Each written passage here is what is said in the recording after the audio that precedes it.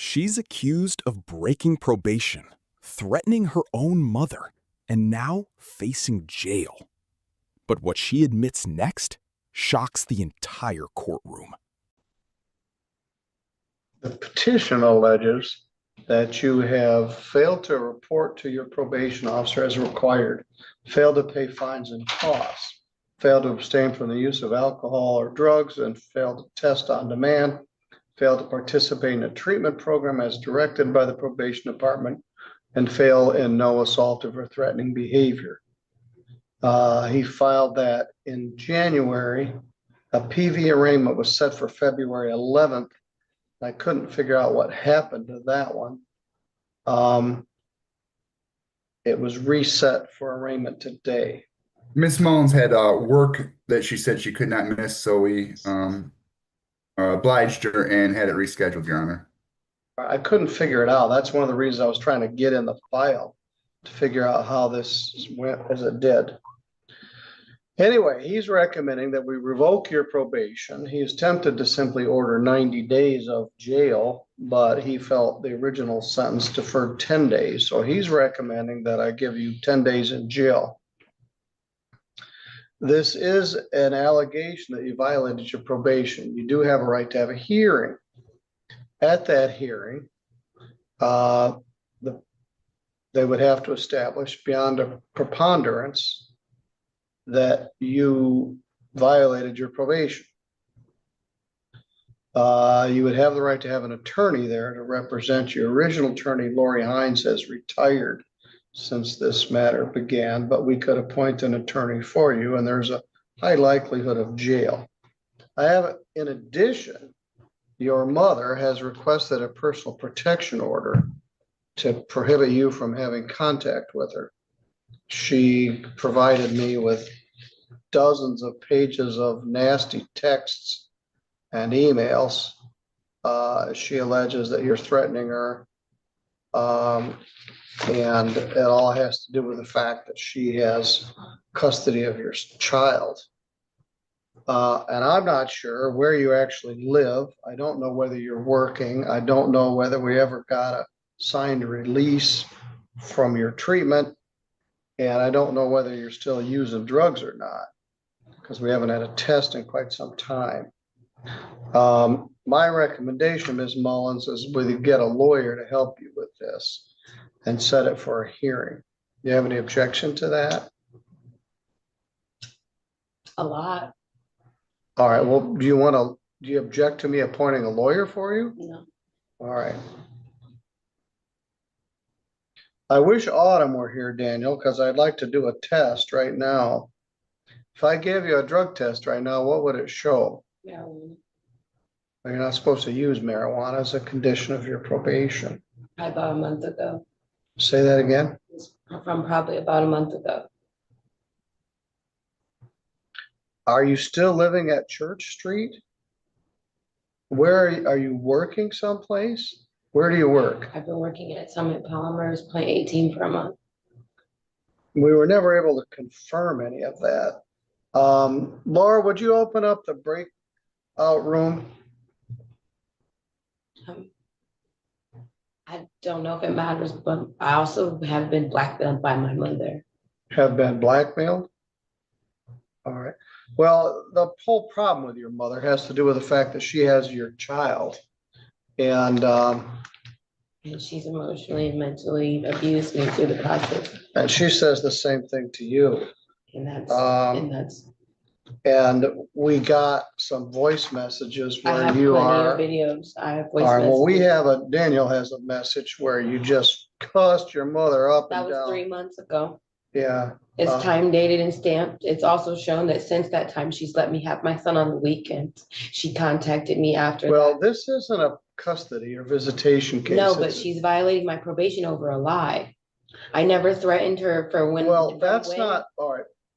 I don't want you to say you do a poor job of reporting. You haven't paid any fines and costs. You haven't done any treatment and calls. I have updated him about everything. All right. I've been in therapy. I take my medicine.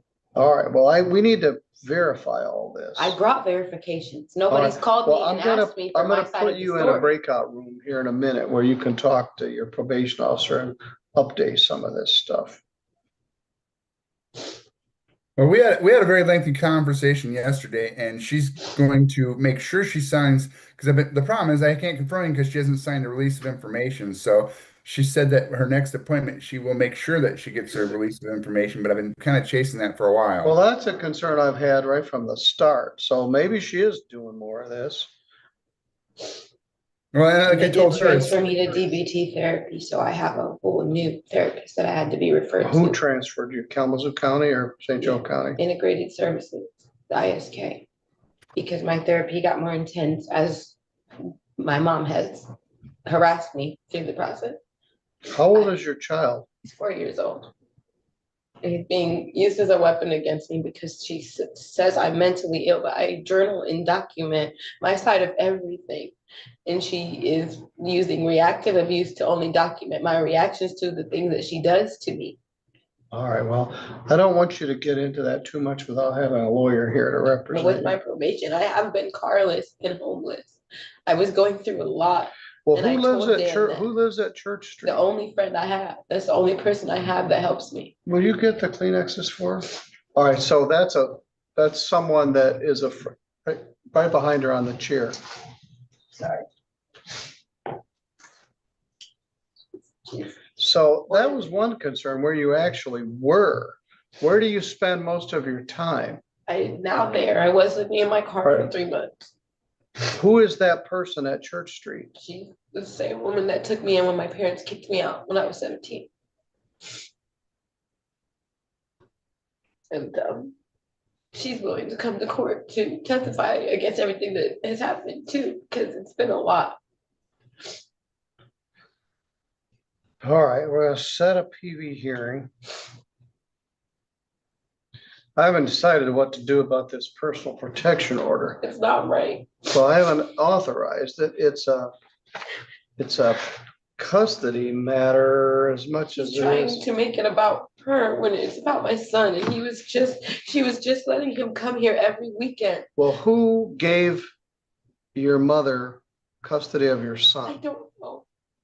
We had a Well, was verbal it voluntary agreement, and I never signed anything because I was living Or at is the there, shelter. is there a court order somewhere that I gives? her- don't know. Every time I've called up here, I've been mistreated. I've recorded those calls.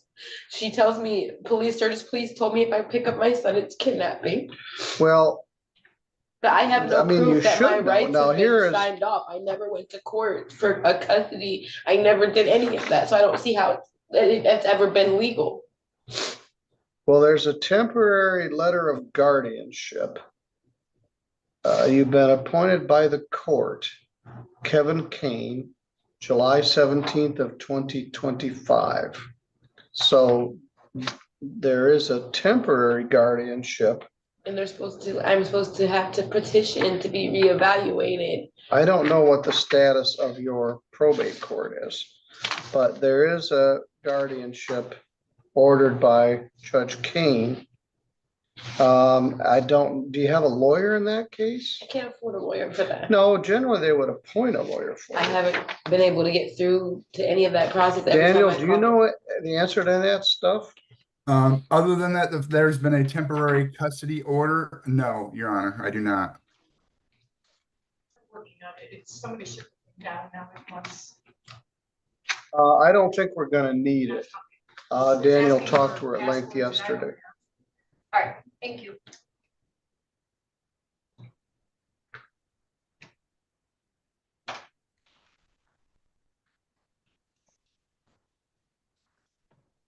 All right, I'm gonna appoint a lawyer, set a PV hearing.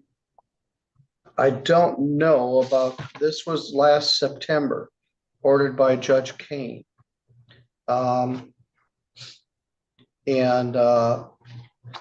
The PPO is probably not appropriate. It's a temporary custody matter in the family court. And she did blackmail me with nude photos of myself. That's why I called the police this weekend. Well, I wasn't clear about that. She No, I'm said, just saying, she filed the PPO after that happened. all right, well, that was, according to this, that was on your son's phone or something. I wasn't clear. No, sir, All right, well, no. don't tell me any more about it.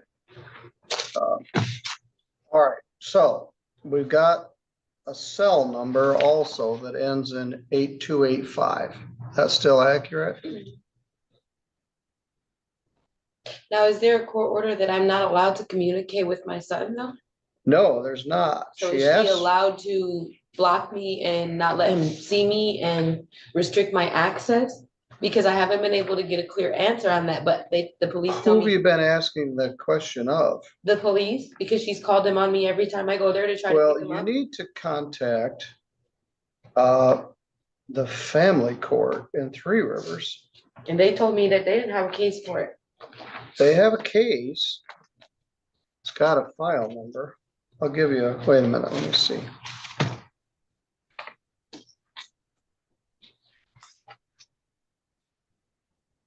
She just, I didn't think it was legal for her to do She that, but I don't. petitioned for guardianship. She was supposed to be able to sign him up from school and take him for the doctor. That's it. We never agreed to her taking my rights and not letting me see him. I never signed anything for that. Laura, would you make copies of these for me?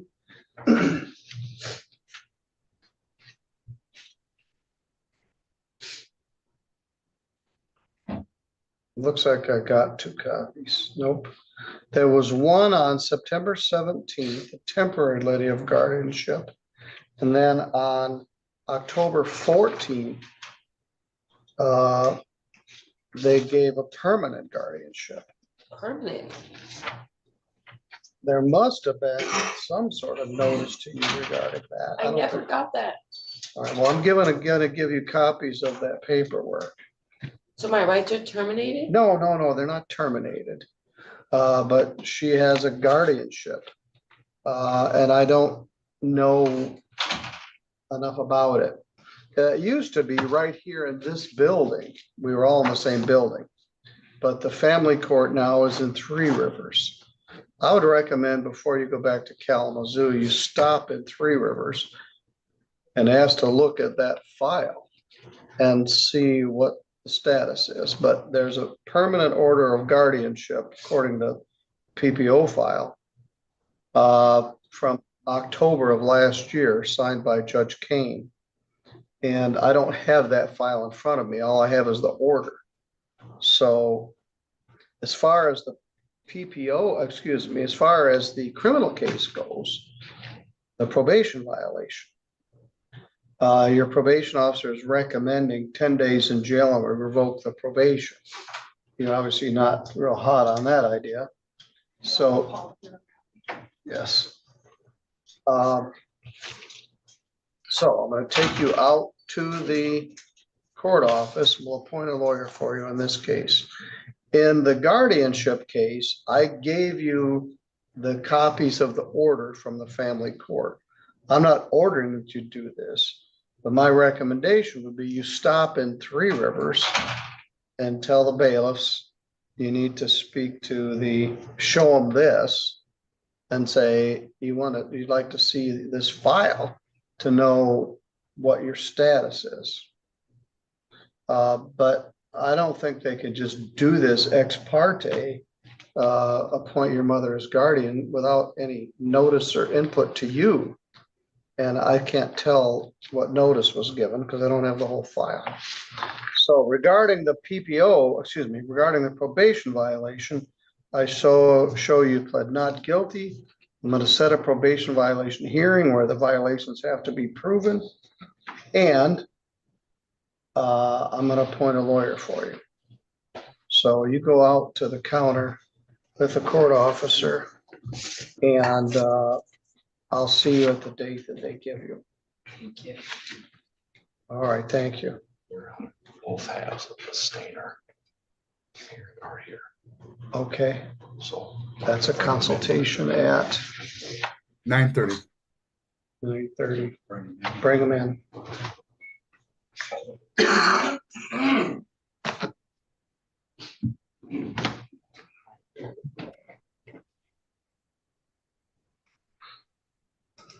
All right, next we have a consultation with Mr. Frazine. Because of our flood, our probation